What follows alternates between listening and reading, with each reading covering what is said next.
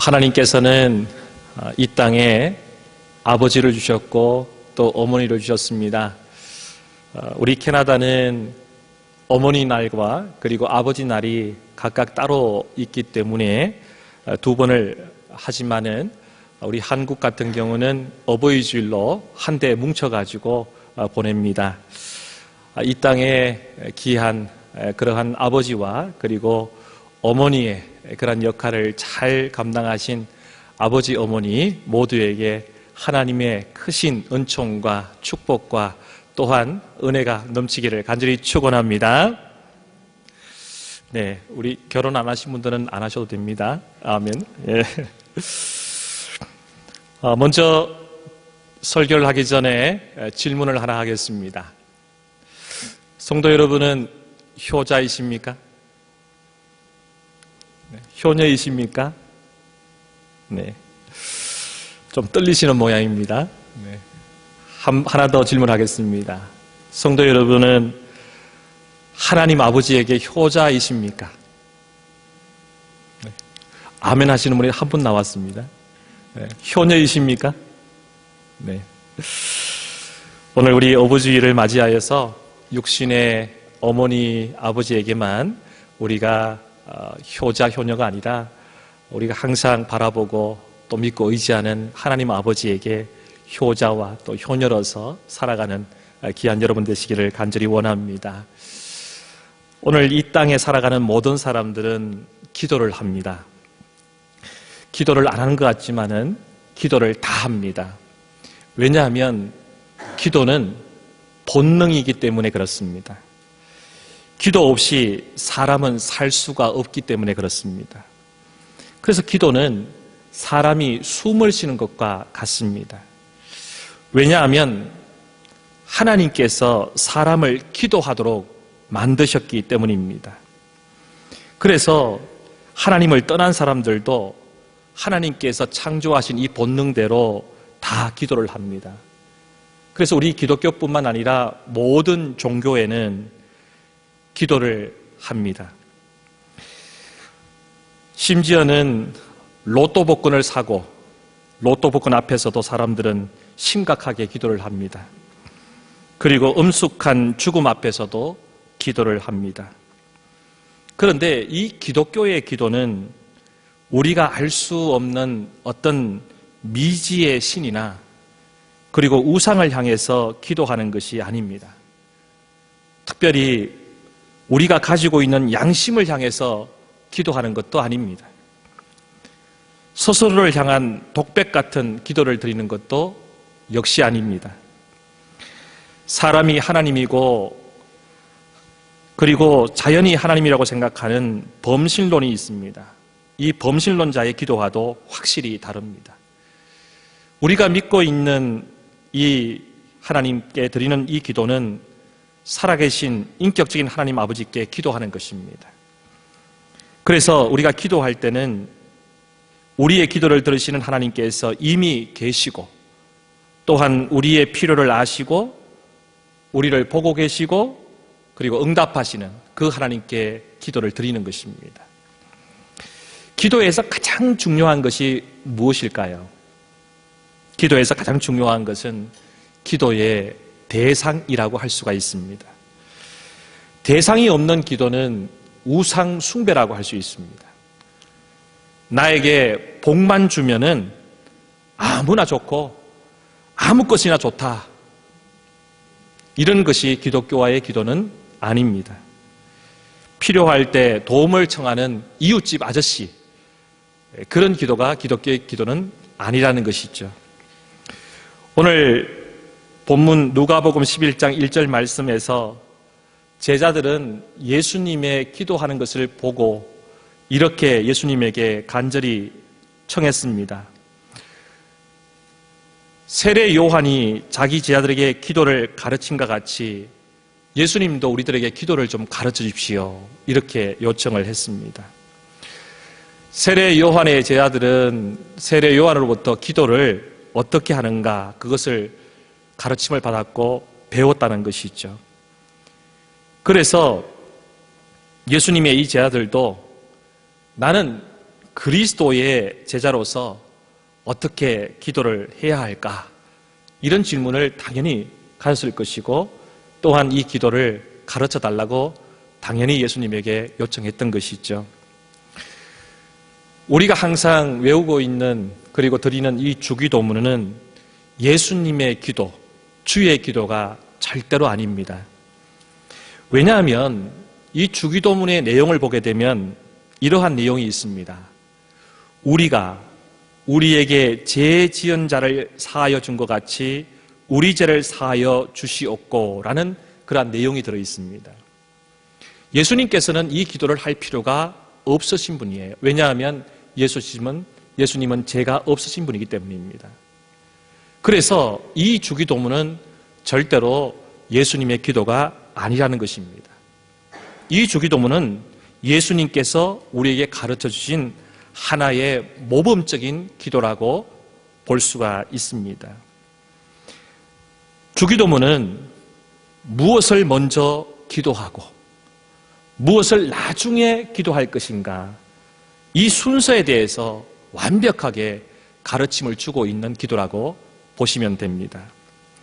예수님은 기도를 이렇게 시작하라고 했습니다. 하늘에 계신 우리 아버지여. 성경에서는 하늘이라는 이 말씀을 기록할 때에 세 가지 뜻 가운데 하나를 가지고 기록을 했습니다. 첫 번째는 구름과 그리고 새들이 마음껏 날아다닐 수 있는 대기권을 지칭할 때에 하늘이다, 이렇게 기록했습니다.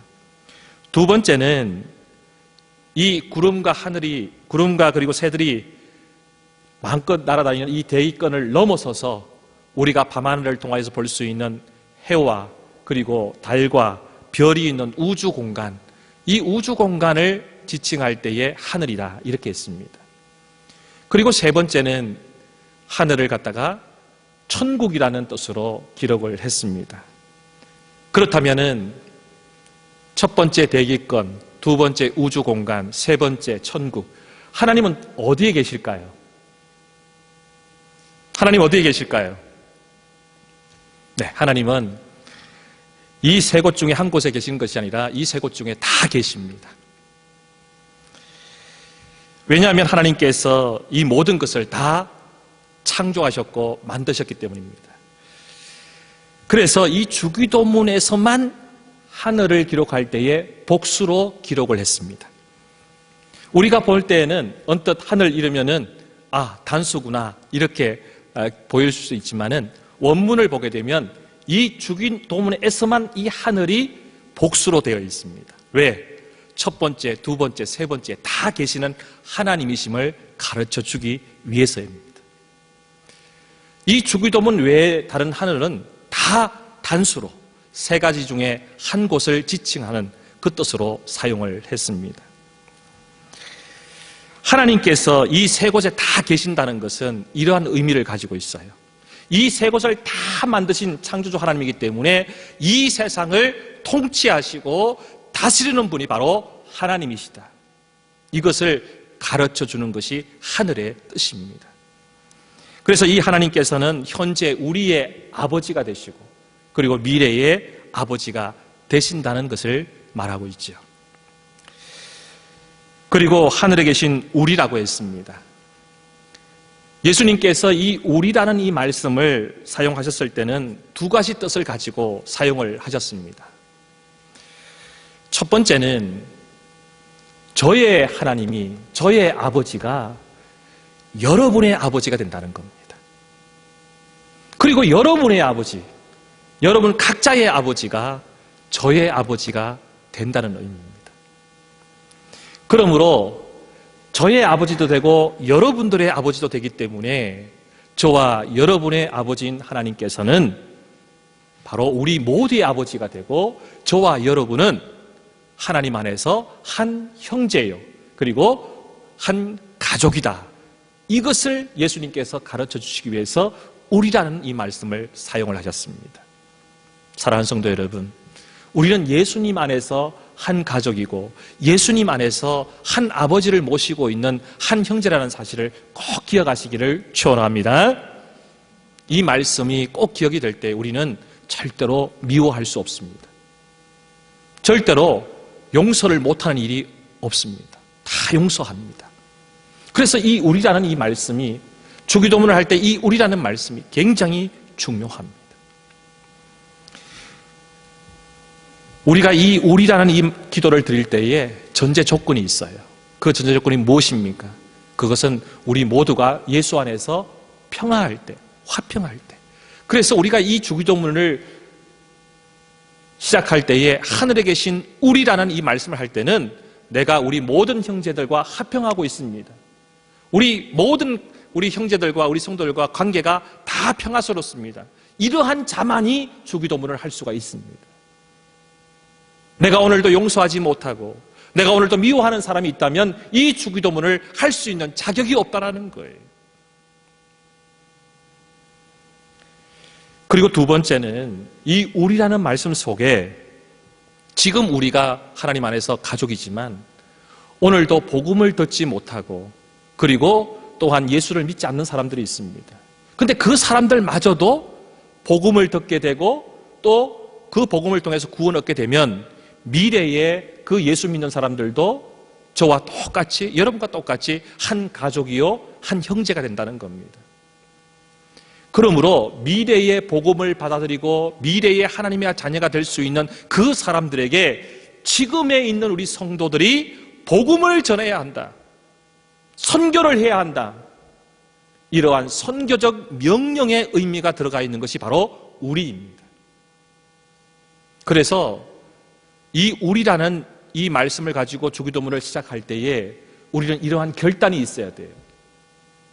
저는 아무도 미워하지 않습니다. 저는 예수의 이름으로 다 용서합니다.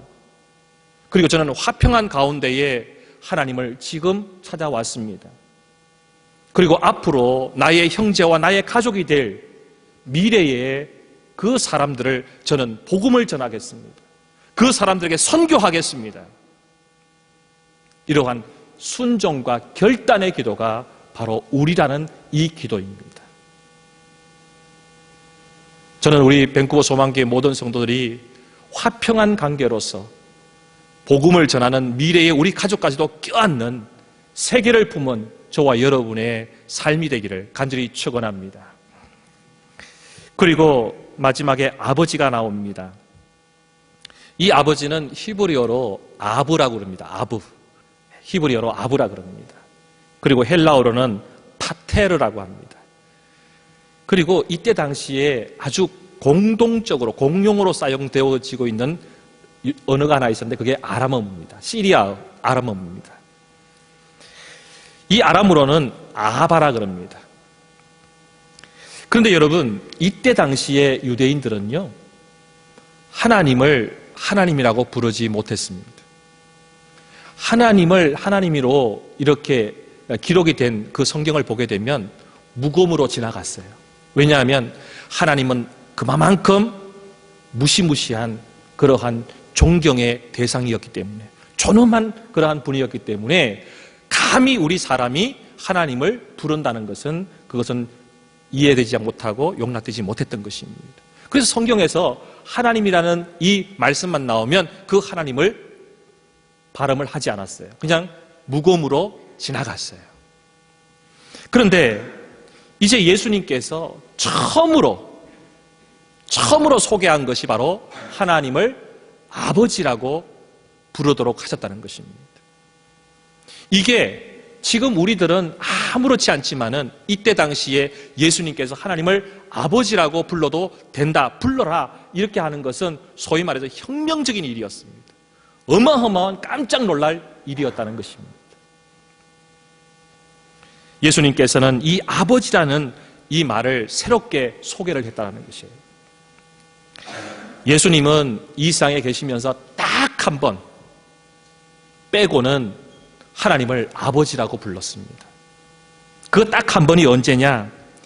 예수님께서 십자가에서 죽으시기 직전 마가복음 15장 34절 말씀에서 십자가상에서 엘리 엘리 라마 사박다니 나의 하나님 어찌하여 나를 버리셨나이까. 이때 딱 한 번 하나님을 향해서 하나님이라고 그렇게 불렀어요. 아버지라고 부르지 않았습니다. 왜냐하면 이 순간은 하나님과 예수님과의 교제가 일시적으로 중단되었기 때문입니다.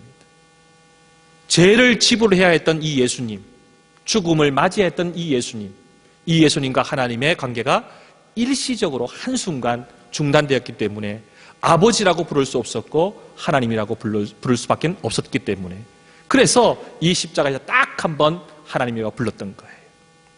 그렇지만은 예수님은 성경대로 부활하시고 성천하시기 직전에 요한복음 20장 17절 말씀에서 다시 아버지라고 불렀습니다.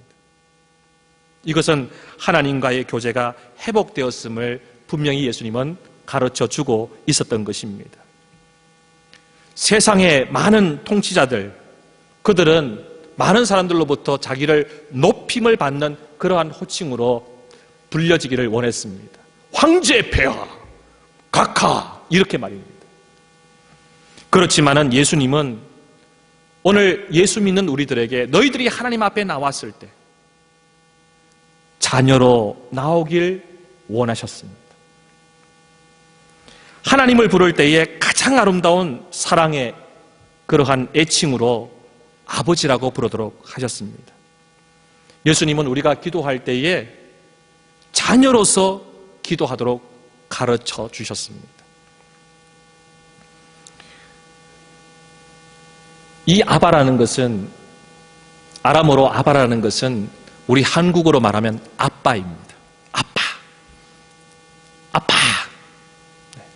그런데 여러분, 우리 한국에서의 이 아빠하고 이 성경에서의 이 아바인 아빠하고는 좀 틀려요. 한국에서는 아빠 그러면은 부모, 아버지와 그리고 그 자녀 간의 절친한 관계, 그것을 나타냅니다. 그렇지만은 이 성경에서의 이 아빠는요, 절친하면서도 존경하고 그리고 경외하는 그러한 것까지 다 포함이 되어 있습니다. 성경에서는 하나님을 갖다가 아버지라고 이렇게 했습니다. 아버지라고. 이 아버지를 2번 반복해서 기록을 했습니다.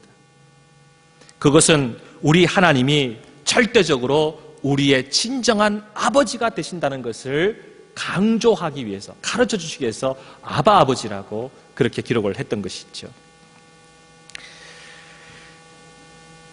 자녀가 하나님을 향해서 아버지라고 그렇게 다가가면서 기도를 할 때에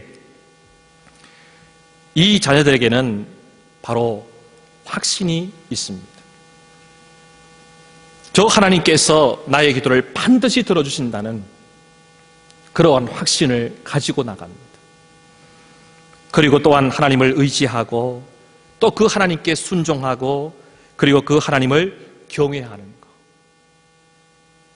이러한 자세를 가지고 하나님 앞에 아버지라고 나아가는 것, 이것이 옳은 기도자의 자세라는 것을 아울러 가르쳐주고 있습니다. 오늘 말씀을 정리를 하겠습니다. 우리가 하늘에 계신 우리 아버지여라고 기도를 하는 순간부터 우리는 하나님의 임재 속으로 들어가게 됩니다. 그리고 하나님의 보좌 앞에 서게 되는 것이죠. 그리고 우리는 기도 응답의 확신을 가질 수가 있습니다.